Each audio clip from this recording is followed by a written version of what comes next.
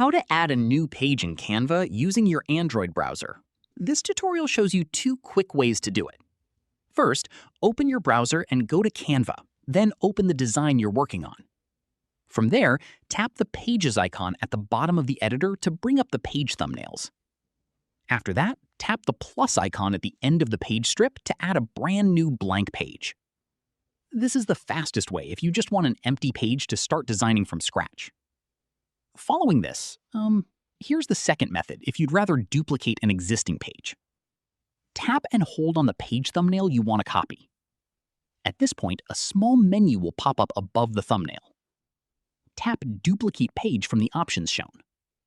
Once done, a copy of that page appears right next to the original, with all the same elements and layout already in place. From here, you can tap into the new page and start editing it right away.